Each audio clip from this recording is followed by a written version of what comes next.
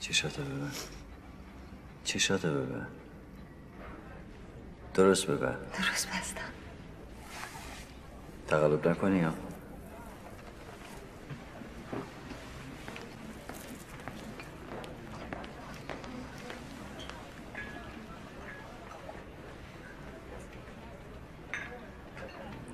حالا بازش کن. این چیه؟ مرغ آمینه. فرهاد خیلی قشنگه. مبارکت باشه. مرسی. مرغ آمین درد آلودی است، کاواره بمانده. رفته تا آن سوی این بیداد خانه بازگشته. رغبتش دیگر ز رنجوری نه سوی آب و دانه. نوبت روز گشایش را در پی چاره بمانده. میشناسد آن نهان بین نهانان گوش پنهان جهان دردمند ما. جور دیده مردمان را با صدای هر دم آمین گفتنش آن آشنا پرورد. میدهد پیوندشان در هم، میکند از یأس خسران بارانان کم. مینهد نزدیک با هم آرزوهای نهان را. بسته در راه گلویش داستان مردمش را.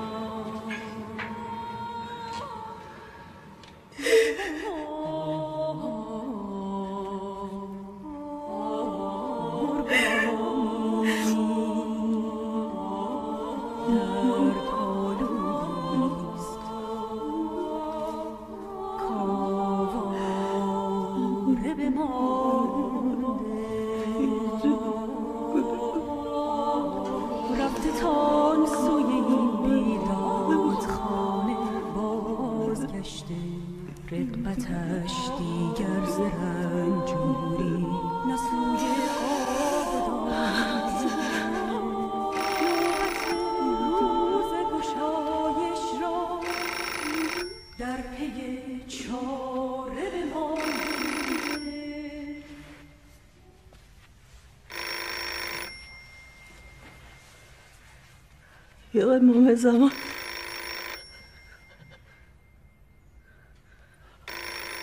من دیگه تحملش رو ندارم. من ندار گوشی رو.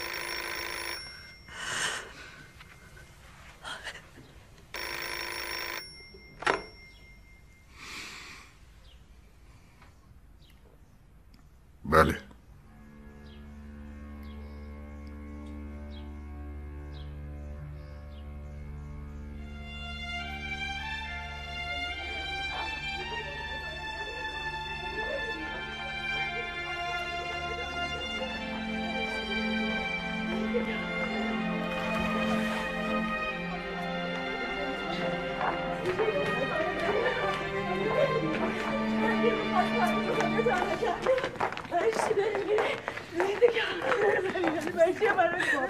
میگم میخوای منم باید بیام. زنگ زد گفت تک و تنها بیا. دوشتار اومده مرگ زهرا. پروین خانم مرزی رو ببرینش بالا. کمک کنیم ببرینش. هاشم خان کجا میخواین برین هاشم خان؟ خونه بزرگ آقا. برای چی؟ خودش زنگ زد گفت پاشو بیا. لابد میخواد ازت دلجویی کنه. دلجویی کنه؟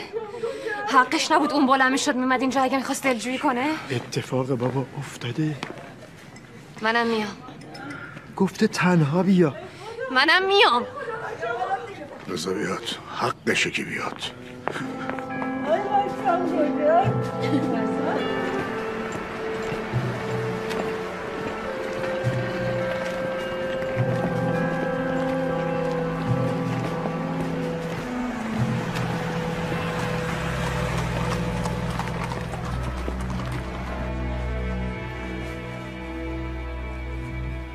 چایتونم که نخوردیم.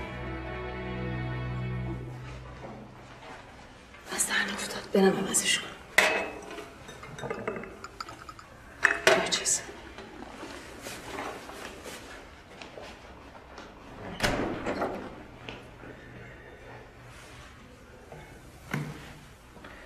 سلام.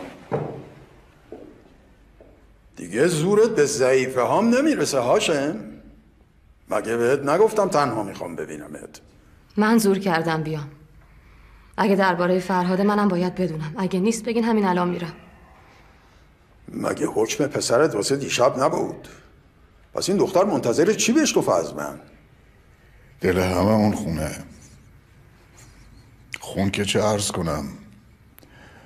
مادرش یه شب انگاری 100 سال پیر شده. یه نعش رو دستم نمونده بزرگ آقا. 2 تا نعش مونده.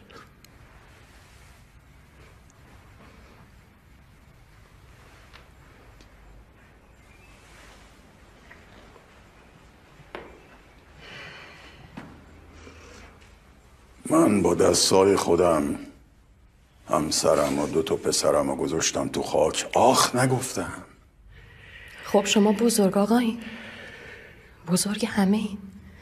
از اون بالا که شما نگاه میکنین آدم و حکم گله گوسفند رو دارن. فرقی نمیکنه مرگ و زندگیش. شهرزاد بذار بگه سبک میشه. ما رو آوردین اینجا که گریه زاریمون رو ببینین. یادمون بندازین آخ نگفتین موقع مرگ عزیزاتون. بزرگیتون رو به رخ ما بکشین. ما بزرگ نیستیم بزرگ آقا. داریم دق میکنیم. صبر کن. بذاریم برم. واسه سوزن زدنم دیگه نمیتونم بیام. گیره شوهر و بچه هم نیستم. گفتم صبر کن. با من بیایید هر دوتون.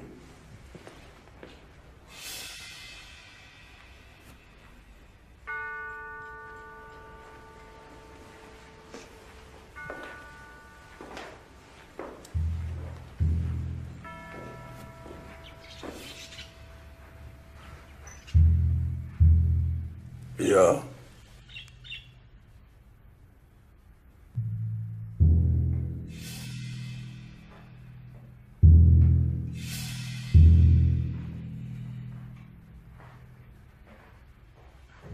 برو بالا سرش.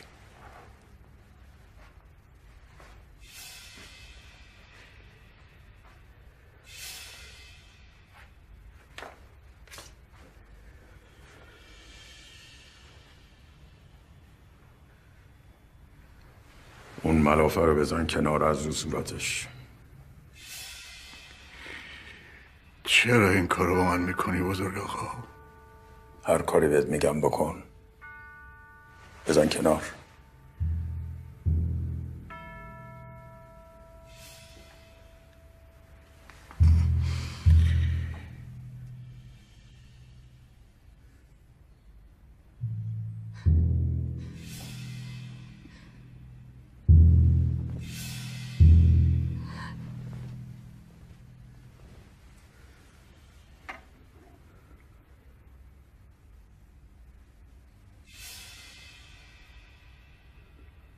زنده است؟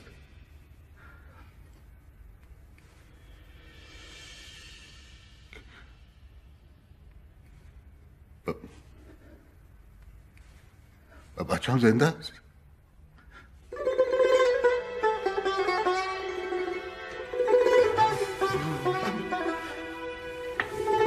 بچه هم زنده است!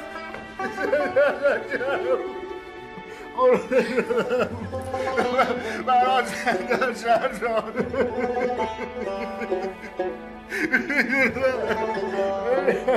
نفر میکشه. باید در دهن فک و فامیل یدی گلدره‌ای بسته میشد، وگرنه نمیذاشتن آب خوش از گلوی پسرت پایین بره. بردنش جلو جوخه اعدام، شلیک هم کردن، اما با گلوله‌های مشقی. پرونده فعلا مسکوته. چیزیش نیست، خوب میشه. یه مسکن بهش زدم. بنیه منورالفکریه، بنیه مردونه نیست. با شلیک گلوله قش کرده. درست میشه. یه مدت نباید شلوغ کنه، این ور اونور بنویسه. هاشم غرزش دوره یه مدت تو خونه نگرش دیگه.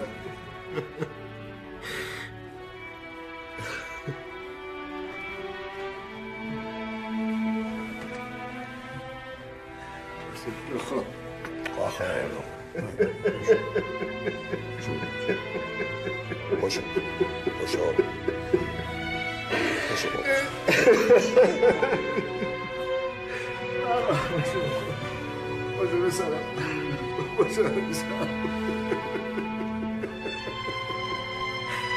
مادرت منتظره.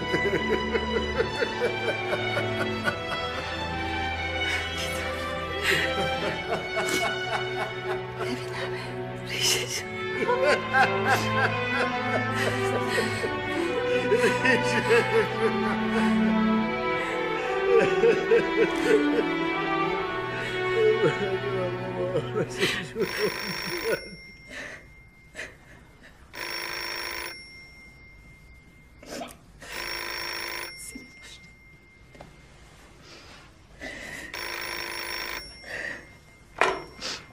بله. چی شده؟ چرا لالمانی گرفتی دختر؟ بده ببینم. الو. فرزاد میگه فرهاد سلام بابا. فرهاد زنده است.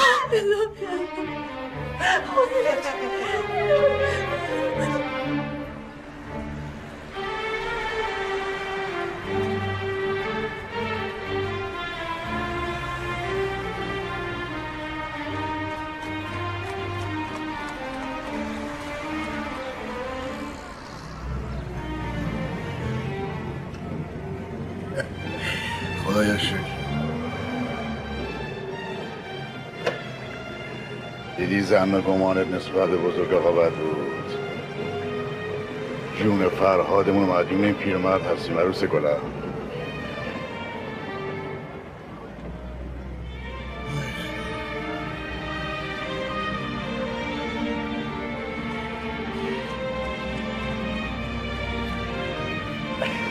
قیافت شد ریشی.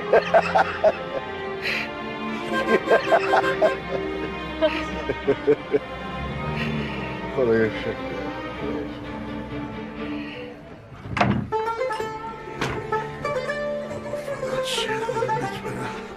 خدایا شکر. هزار مرد بشه فرشش فرزاد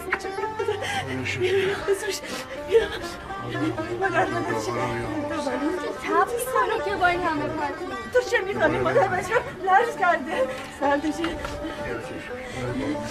شهرزاد جون مادر این چرا مثل مرده از گور فرار کرده به ما نگاه میکنه نکنه بالای سر بچه هم آوردن چیزی نیست نگران نباشین هول کرده استراحت میکنه خوب میشه عزیزم یه خورده تنهاش بذاریم بخوابه حالش بهتر میشه. نه خوبه بچه‌م یه وقت کابوس ببینه. وا خانم جون، من یه قرص بهش میدم راحت بگیری بخواب. بیا وقتی بیدار شد برمیگردی 100 تا سیر تماشاش میکنی. بیا میترا جان بیا دقیقه مادر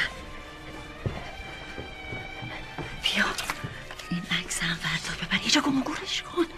میام میبینن دوباره بچه‌مون میگیرن. مرضیه خانم تصدق سرت. پروین خانم و جمشیدم بالا. سرت سلامت اومدم.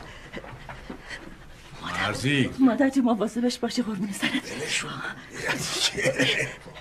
بدو بندازوش نشد. نمیچاد. هاشم خان به نیت 5 تن نذر کرده بودم اگه بچم از این مخمصه خلاص شد جهیزیه 5 دختر دم وقت بدم. کار در اومد. رو چشم بفرما.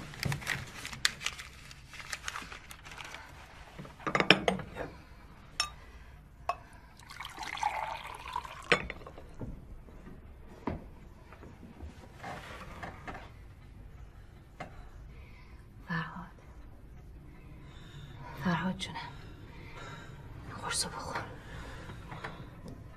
بیا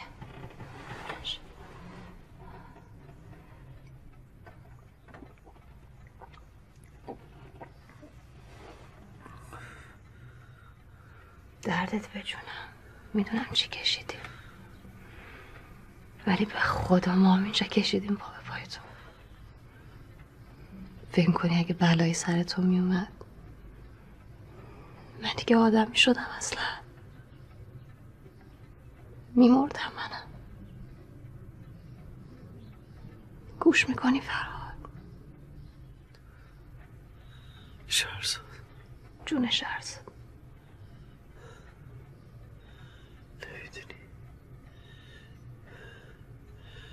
نمیدونی چه جهنمی بود اونجا. نمیدونی. باشه حرفشو نزن دیگه. خب فکرشو نکن. چشتو به من بگی بخواب. بس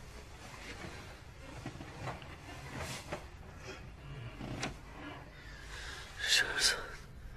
بله. تو که نمیری. نه من همیشه پیشتم.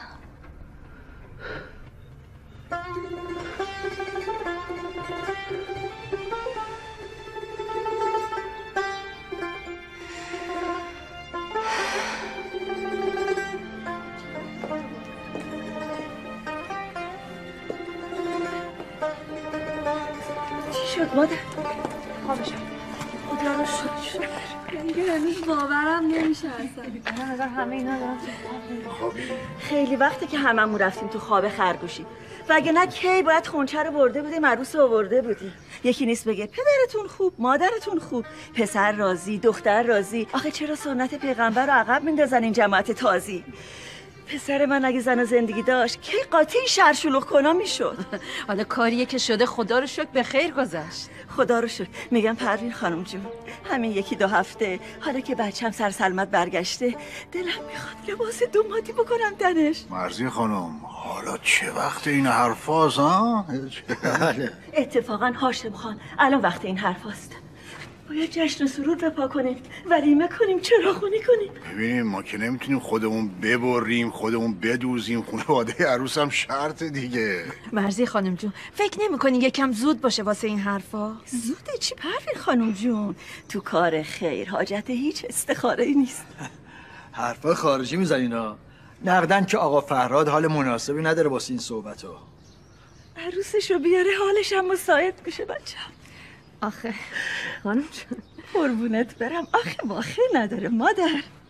با اجازه جمشید خان و پروین خانم جون انشالله یه روز و ساعت سعدی رو انتخاب کنیم برای عقد.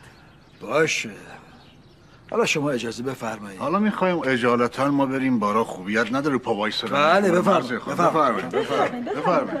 داداش خوشگل خودم قربونت بشم من. آی ننه عروس شو تنها ننه دومات بیداری عروسو برات بیاری این هفته و اون هفته قوم تومال خورم دیگه خواندادشت خواب نیست.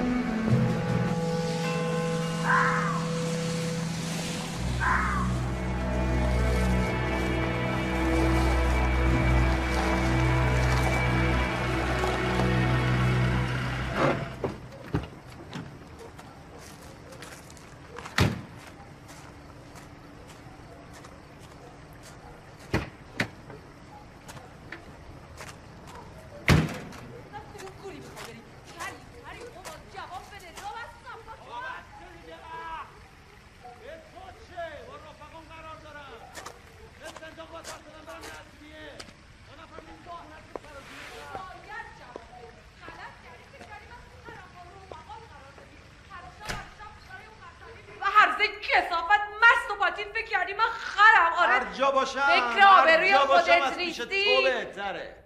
گرفتی؟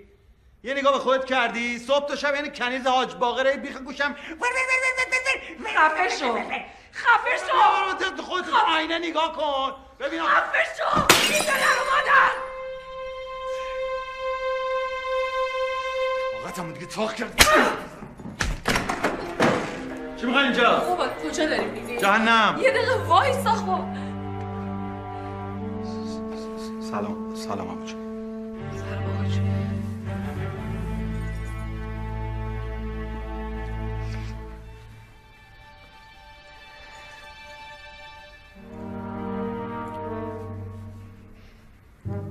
شب بخیر.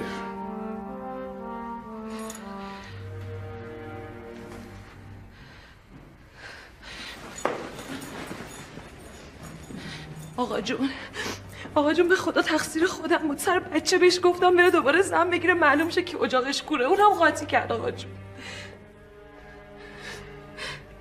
باشه بابا جون برو بگیر آقا جون تو رو خدا کاری بهش نداشته باشین.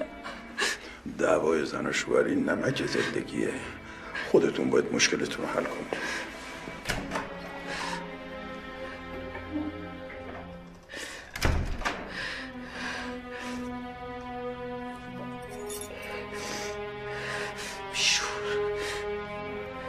اوضاع کلوب چطوره؟ نه امر مهمی نیست. در باب بعد ملاقات‌های فرداست. اون تاجر هندیه تا کی گفته بود میمونه تهران؟ آره دیگه همون تاجر هندیه. آره بمبئی اومده. خیلی یه جوری مکولش کن به بعد. آره ملاقات با اون هارون هم به هم بزن. اونم منتها یه جوری که بفهمه ما رفتیم پرسجو کردیم. اون بار عتیق جات ویکتوریاییش همچین مالی هم نبوده. در ضمن اون سرای تیموری هم پیغام بده به رؤساش بگه این بگیر و ببند و بزن بکش دیگه بسه دیگه. اگه صدقه سریع رفقای فرنگی و چند تا همسال من اوضاع به نفعشون چرخیده دیگه هوا برشون نداره هر غلطی دلشون بخواد بکنن. بله همه یه قرار ملاقات‌های فردای منو به هم بزن. نه ناخوش نیستم. منم خوبه. فردا یه کار مهمی دارم که باید انجام بشه. آره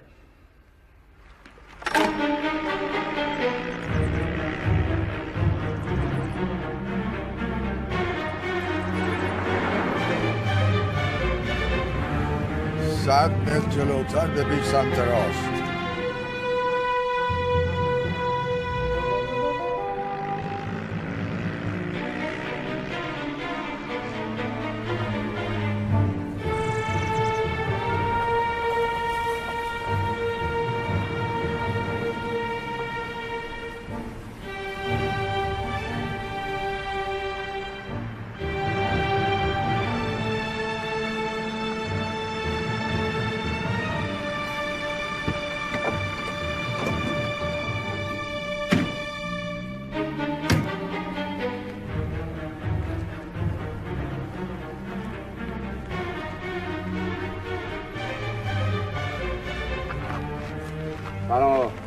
سلام.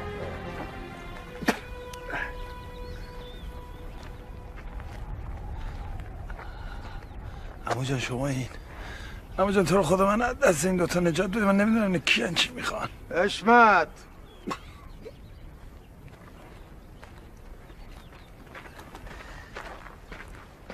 بله خلاصش کن. عمو جان تو رو خدا عمو جان اگه به خاطر شیرینه به خدا من اصلا کاریش نداشتم. اون همش اون شروع میکنه ای زیر کوچه من راه میره میگه اجاق کور. بابا من کاریش نداشتم به خدا پدر من نرورده. دهنتو ببند. قبلا هم بهت گوش زد کرده بودم حواستو جمع کن که زن و مرد هر کدوم یه تعریفی دارن. یادت رفت؟ غلط کردم عمو جان غلط کردم تو رو خدا رفت. حشمت عمو جان غلط کردم تو رو خدا بخواه که معصوم خانم رحم کنی تو رو خدا. ایداد بیداد توف سربالایی خوش ندارم کسی بدون داماد بزرگ آقا یه همچی بیخاصیت نامردیه، وگرنه زودتر داده بودم خلاصت کنم. غلط کردم عمو جان، غلط کردم، تو رو خدا.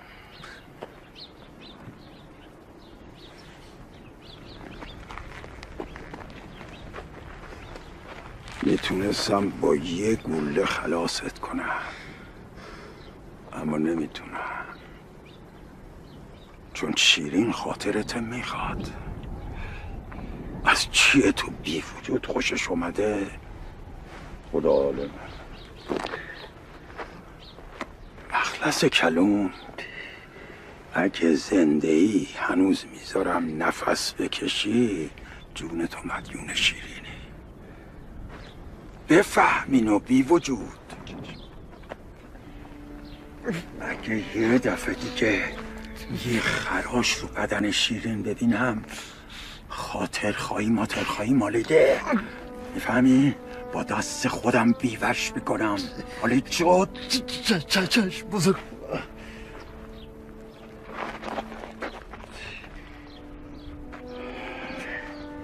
این قضیه یه بچه رو هم خودم ختمش میکنم. بچه این بیقراری تو یه جوری بیقراری خود منم هست. بالاخره این خانواده یه وارث میخواد.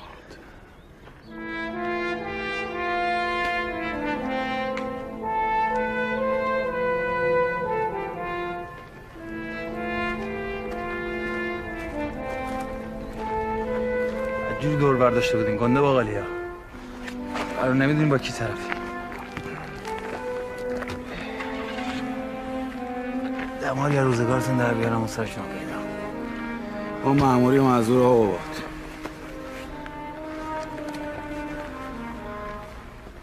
سیگار. یواش یواش.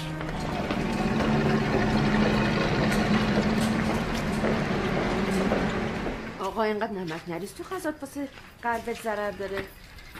سر سفره غذا مجله ورق زدن کفران نعمت. همیرا خانم خدا قهرش میاد قحطی گری خود زنیا خانم جون بیا پیداش کردم. گوش کنین همه اینا شاهکار صنعت قرن اتم. گوش کن آقا نگاه کن. بخور بابا جون. مادر حواست کجاست؟ یه لقمه که نخوردی. چشم میخورم. بگی بهش لازم نکرده. چرا همچین میکنی خانم؟ خب بذار بره جواب بده. خب حتمی مرزی خانم اینا 3 روزه دارن زنگ میزنن، من هی امروز فردا میکنم. زشته به خدا شما یه جواب درست به من نمیدی. ده نده، من جوابمو دادم، الان وقتش نیست. چرا نیست آقا جون؟ یادش رفته 16 شون چه دست گلی به آب داده. این حرفا یعنی چی؟ خواهر من آقا جون راست میگه دیگه. آدم از رو در همسایه خجالت میکشه. والا به خدا چی بگه؟ دومادتون چی کار است؟ سیاسی که بود متهم به قتلم شده، گل بود به سبزین زاراسته شد. ها راست نمیگم؟ لا اله الا الله. همیرا اصلا حرفو مزه میکنی قبل زدن؟ دروغ میگم مگه؟ چی گفتم؟ دروغ گفتم هوشنگ خان؟ نه والا. به روباهه میگن شاهدت کیه؟ میگه دومم. لعنت به شیطون حراف. بس دیگه سیمین. خب چرا همینا رو بهشون نمیگین؟ نمیذارین من فرهاد رو ببینم، نه خودتون یه جواب بهشون میدین. اگه همین 2-3 هفته نه پس کی؟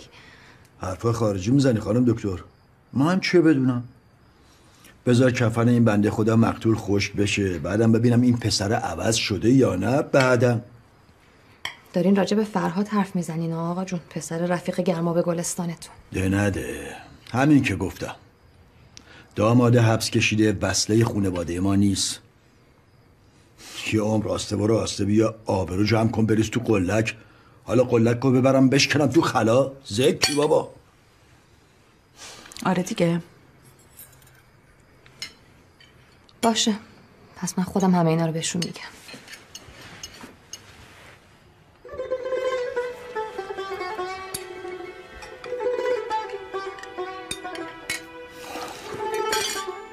زهر مارمون کردم.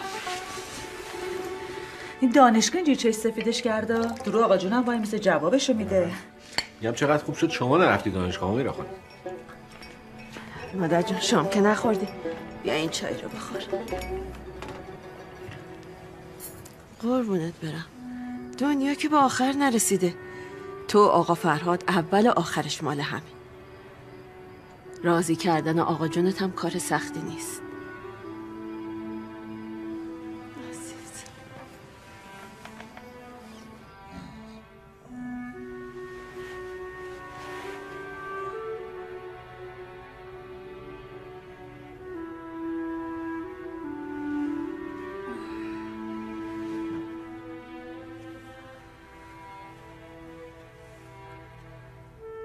نخوابیدی پروین خانم؟ خواب تو چشم جمع نمیشه. دو نفس داری چی کار میکنی؟ دارم جهیز شهرزاد رو میدوزم. ای بابا تو هم حرفای خارجی میزنی یا؟ فکری ایام قدیمم. یادتونه؟ همه عالم و آدم مخالف بودن با وصلت من و شما. شما خواستی آقا. اونجور شب و روز بزرگ آقام از پشت در اومد شد. حالا یکی از اونا که انقلب می آوردن به دنیا نیستن. زیر خروار خاک خوابیدن. من و شما زنده ایم. 3 دختر داریم با یه نوه. هر کی باید زندگی خودشو بکنه. پدر مادر وسیله‌ان. راستش تو فکر این بودم که بهتر نیست هرچه زودتر این 2 جوون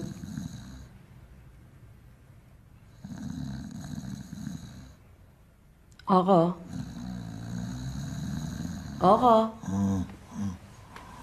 پاشو برو سر جات بخواب. باشه. آره من برم بخوابم. شما بیا دیگه. شما برو من میام.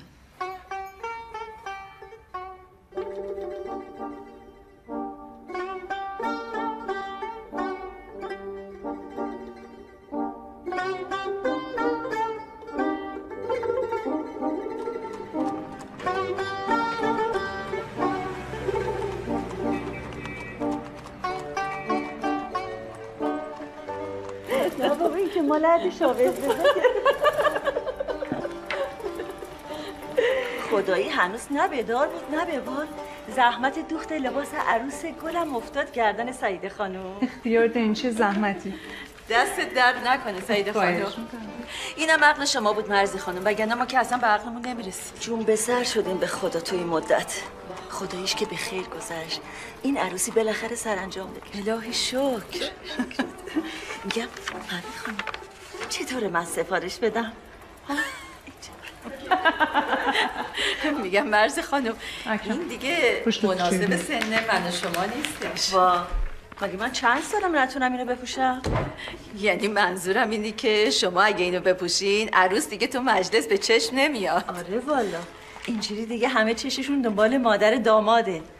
اون وقت جواب شوهر غیرتیمو چی بدم؟ مرزی خانم این برازنده شما نیست. سعیده جون اومدم. بفرمایید. انشالله قسمت شما. پشتشو میبندی برام؟ ای بودونی 2 مادرها چجوری شدن این 2 دوست جونجونی. کم چطور شد آخر سر آقا جونت رضایت داد؟ نمیدونم راستش. ساکته آقا جونم. اون که خوبه. فرهادم ساکته. بهتر شده؟ چی بگم؟ فرهاد همیشه نیست. اصلا نمیدونم راضیه به این وصلت یا نه. ما واسه خودمون تون داریم میبریم. چی میگی؟ دلت قرص کنه میشه بعد این همه سوز گداز عشق عاشقی راضی نباشه. دختر شیرازی چی بگم؟ دلم خیلی پره. بعد اون روز کذایی اصلا هممون شدیم یه آدمای دیگه. آخه مگه میشه تو یه روز صبح عکس مصدق دست مردم بود، غروب عکس شاه. باید فراموش کنیم اون روزا رو شهرزاد جون.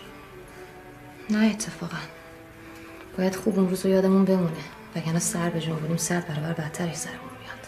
چه میدونم من که از این چیزا سر در نمیارم.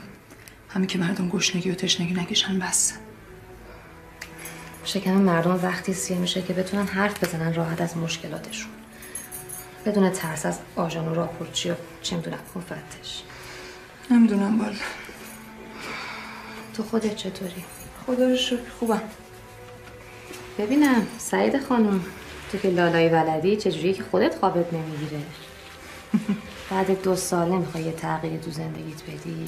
ول کن شهرزاد جون. خدا بیامرزه داداشتون مامانت اینا رو. بالاخره تو هم باید زندگی کنی دیگه. یه جفتی پیدا کنی، خونه زندگی، سر و سامونی، دلت خوشه خانواده، شهرزاد جون. من همین بتونم امروز اون به فردا بدوزم هنر کردم. دیگه بچه و شوهر و اینا پیشکشم. تا کی آخه؟ نمیدونم، تو هر وقت دلم آروم بگیرم. ول کنی حرفا رو، حالی که وقتی حرفا نیست. میدونم وا نکنی یا چرا من وا نکن؟ یه بازی بیا تو اینجا پلنا یاب خانم چون باز نکن، هنوز باز نکن.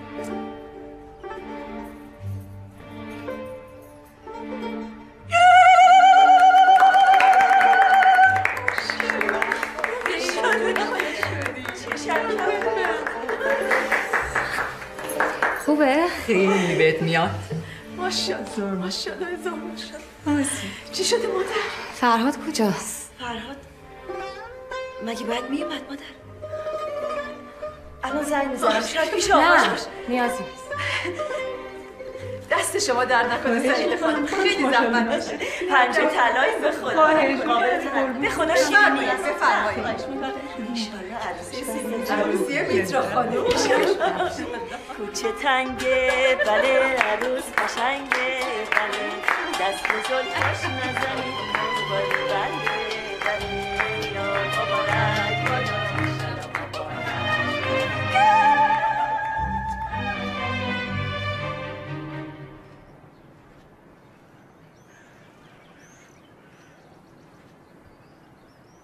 قباد قباد کجایی؟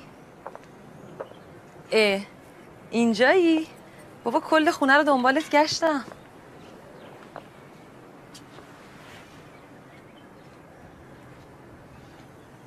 میگم قباد میای یه سر با هم دیگه بریم لاله‌زار؟ مهیندو خانوم هست، دختر دایی آقا جونم. از اون خونه خرابه تو در خونگاه اساس کشی کردن. بیا ببین به چه عمارت فرنگستونی مکش مرگ مایی، کجا، اونم سمت دزاشیب. قباد میگن همه دستگیرهای خونهشون از طلاست. سقفاش هم میگن لملمه میزن از نقاشی‌های پاریسی. حالا نه که به گرد پای عمارت آقا جونم برسه ها، ولی خب النگ و دلنگی داره واسه خودش، مثل این که اینا میخواستن کم نیارن. همه رو وعده گرفتن پسون فردا خونه نو. ما هم باید بریم. حالا چش روشنی چی ببریم خدا میدونه.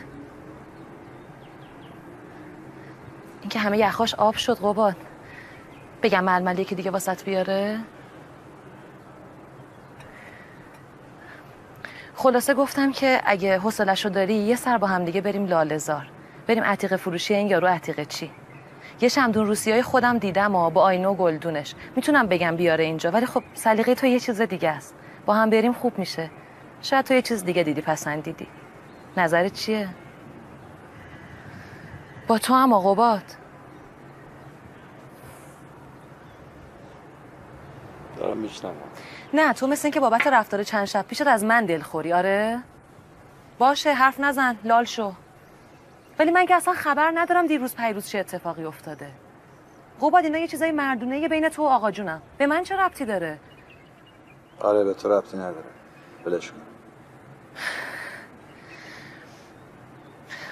قباد این چیزا تو همه خونه ها هست.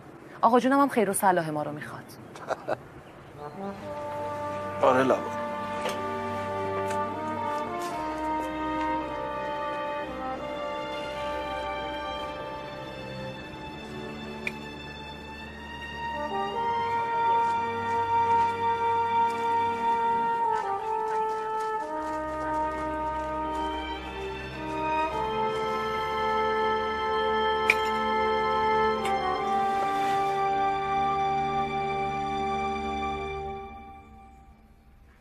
تموم شد.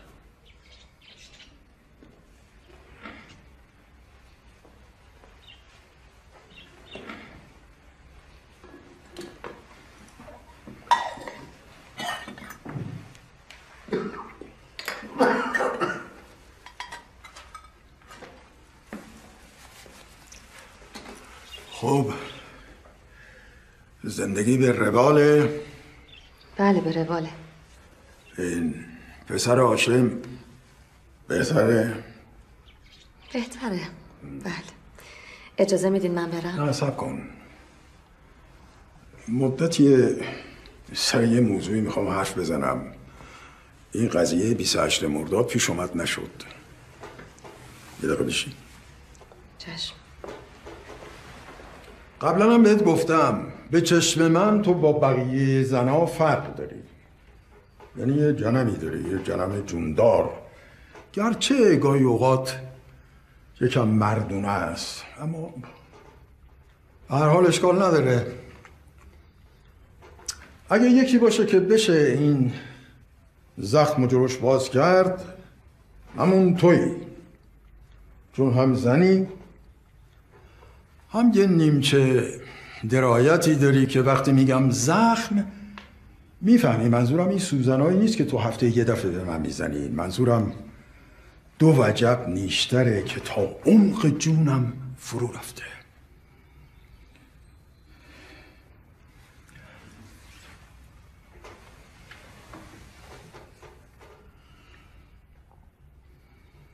من یه دختر میخوام واسه دامادم.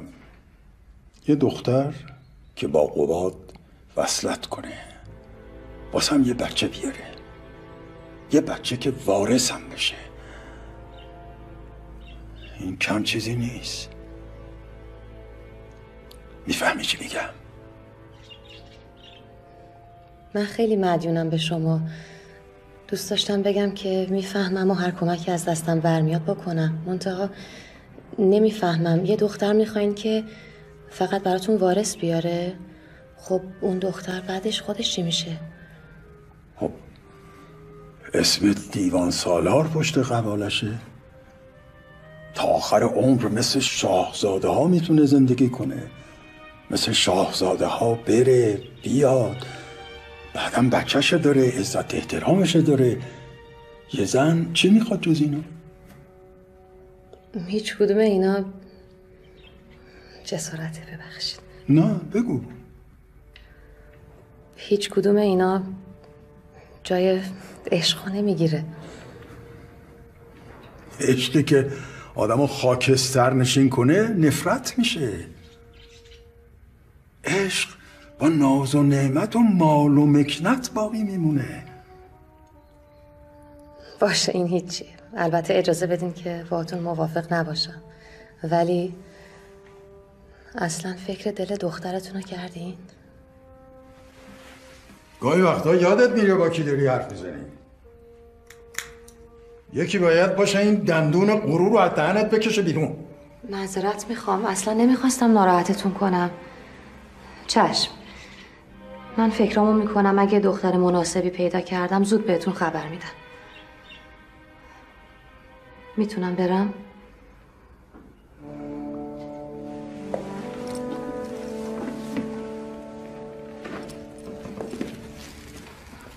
با اجازه.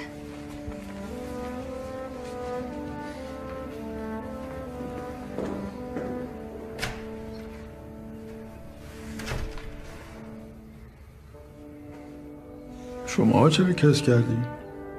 من حالم خوش نیست. چرا نمیخونین؟ بخونین. عندلیبان را چه پیش آمد، هزاران را چه شد.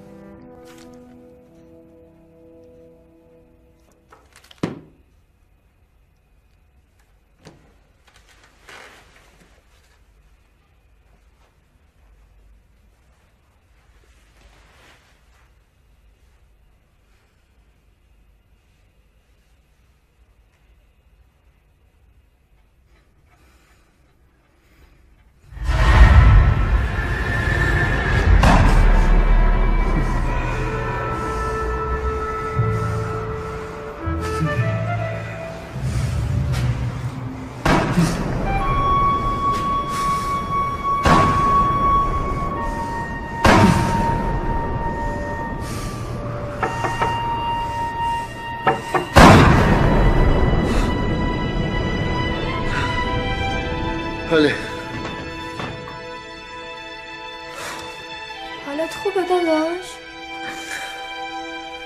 آره. داداش شهرزاد پشت خطه. بگو بعدم با شرف میزنم. آخه میگه کار واجب داره. تو این چند وقته دفعه چندمه داره زنگ میزنه. داداش گناه داره.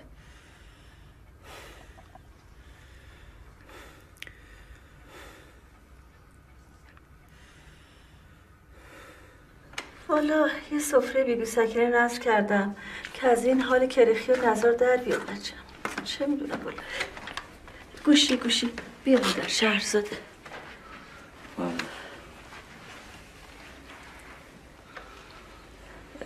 برم غذام ته نگیره. شیش انداز برات درست کردم. بله. تو اینجا چیکار میکنی؟ ببین. سلام. حالت بهتر شد؟ چی بگم؟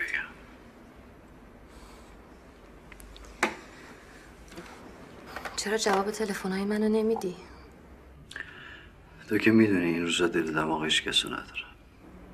فکر میکردم من با این هیچ کسی که میگی یه توفیری دارم.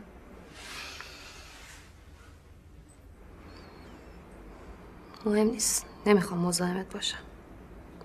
کاری نداری؟ شهرزاد؟ بله. من نمیخوام تو رو اذیتت کنم. حالیم این مدتی که تو حبس بودم چی کشیدی؟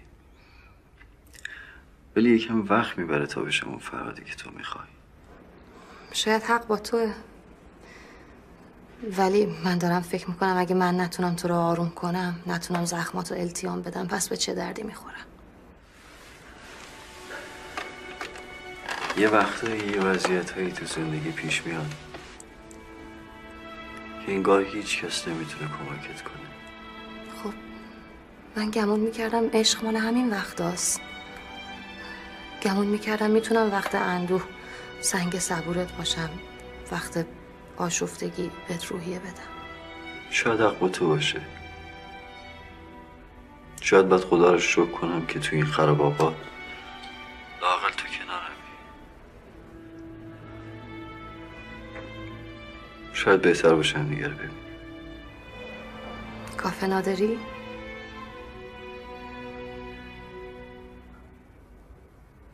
کافه نداری.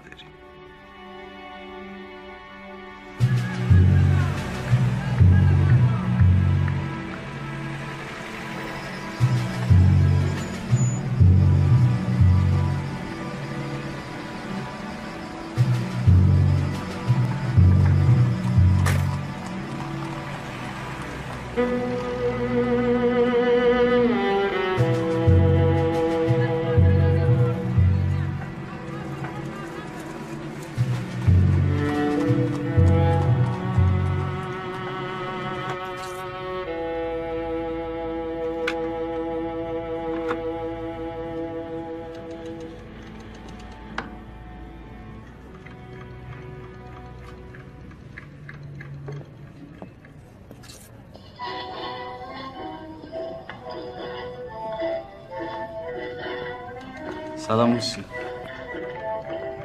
سلام. کم پیدایی؟ خوشحالم که سالم میبینمه. ممنون. بفرما.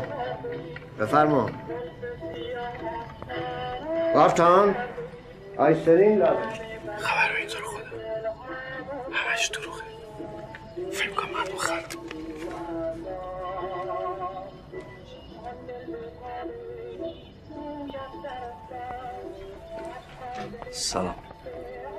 سلام.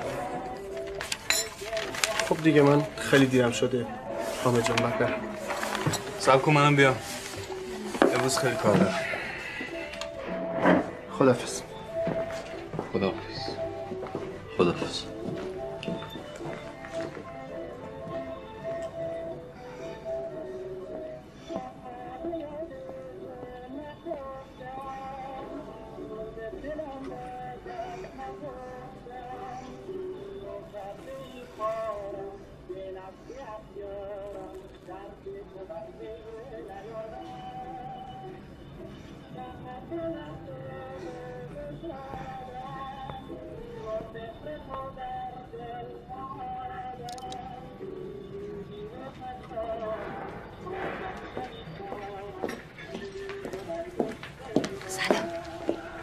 سلام.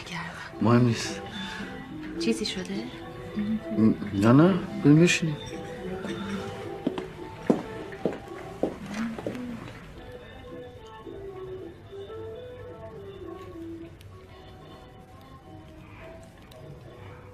یادش بخیر.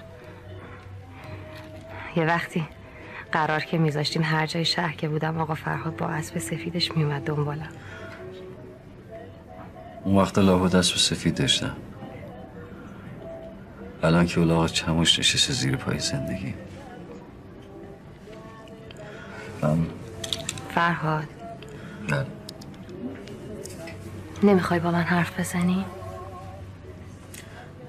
دارم حرف میزنم دیگه. پس کام کنم. حرف واقعی. چه حرفی؟ من نمیدونم چی بهت گذشته ولی اگه بگی شاید خلاص شی.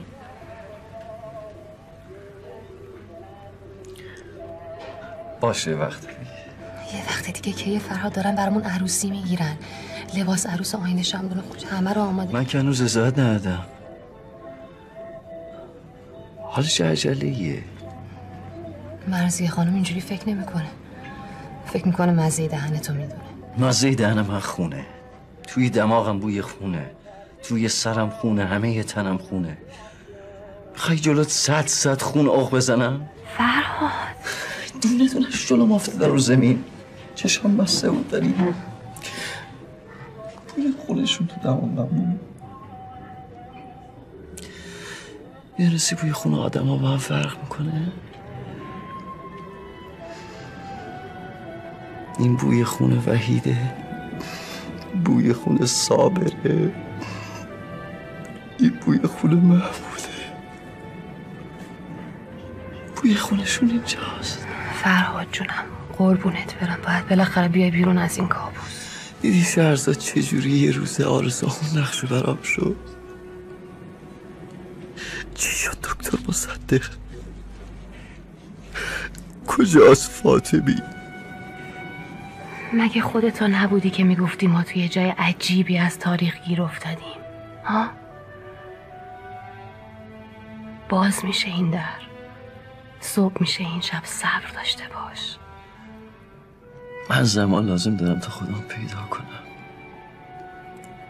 هر شب کابوس، یه شب اعدام، یه شب لحظه مرگ اون بدبخت. دلم میخواد برم خانواده‌اش رو پیدا کنم واسه چه حلالیت بخوام. همه چیز از اون روز نحس شروع شد. زمین زیر پام فرو رفته. بهش که اعتماد ندارم. حتی به من؟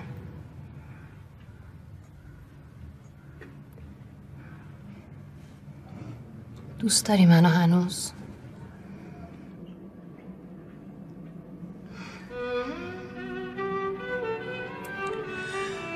تو چطور؟ هنوز میتونی آدمی که این همه حرف پشت سرشه دوستش داشته باشی؟ من اون دختری نیستم که تا خشی به خیشی بیفته و ته خیار تلخ بشه بخوام بونه بیارم. تا وقتی این گردن منه آره با دل و جونم دوست دارم.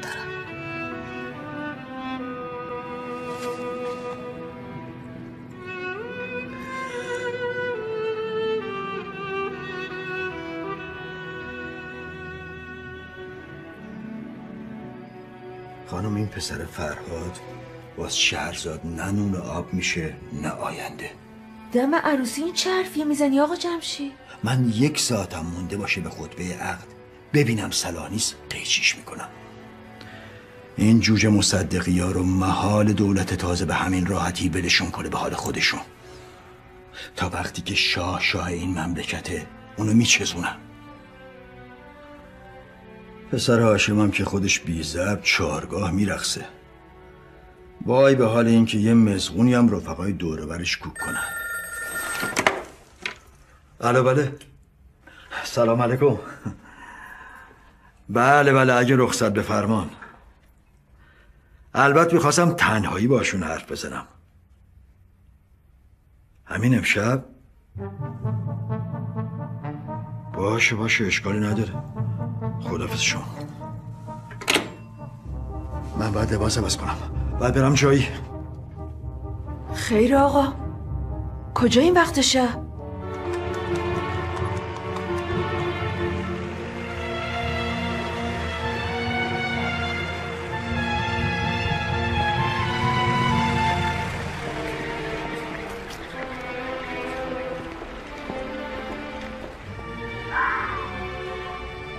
راستش آقا نمیدونم از کجا شروع کنم.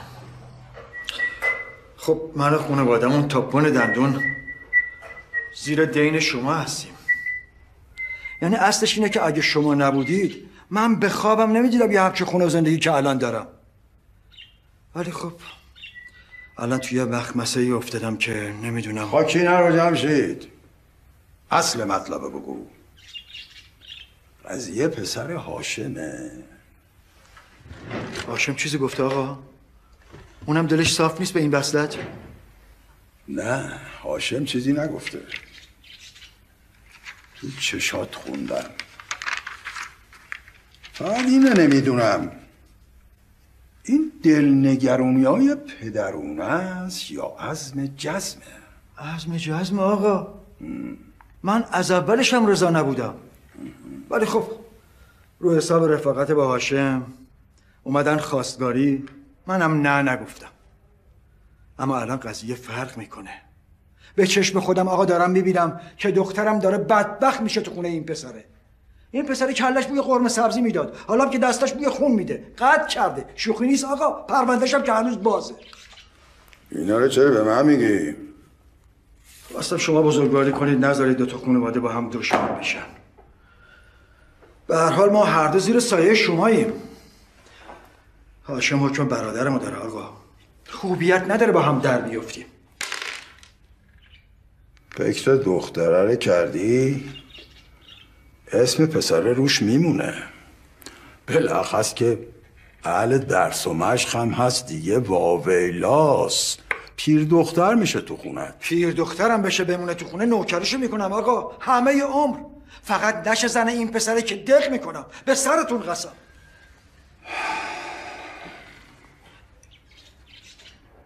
این گره کور فقط یه جور باز میشه جمشید. بله آقا. اونم اینطور که طرف حساب هاشم پسرش دختر تو من باشم نه تو. رو حرف منم کسی حرف نمیزنه. خدا خیرتون بده آقا، منم همینو میخوام.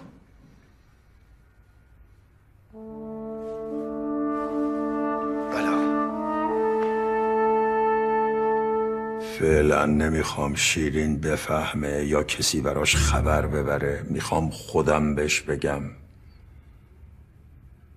دخترت باید زن قباد بشه. والسلام.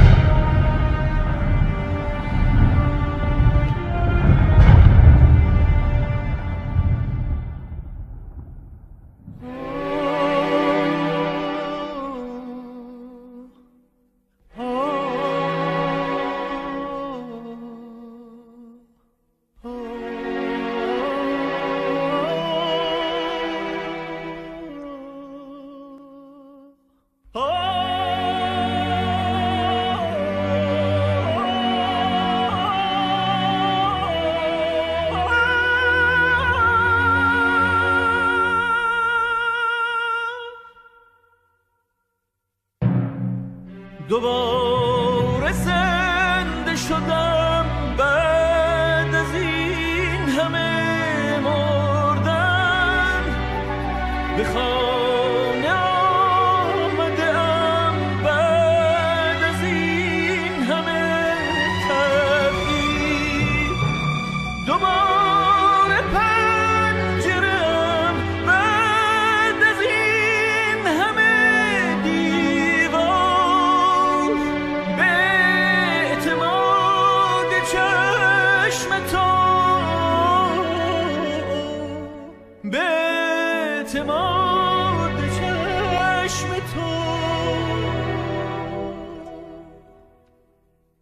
بعد از این همه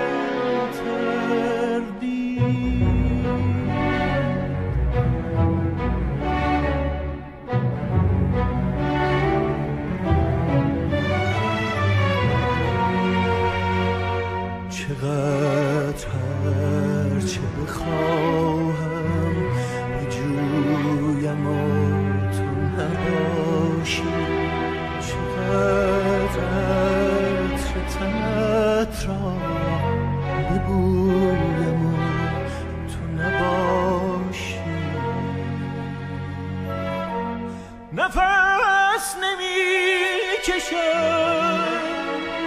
که بی تو در تو بمیرم. به آتشم بکش که جان تازه بگیرم. ببین نزود و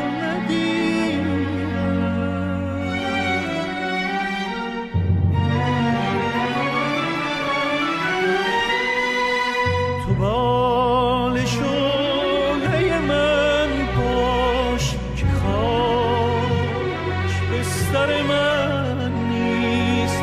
بهشت تن بده مرا به من بده.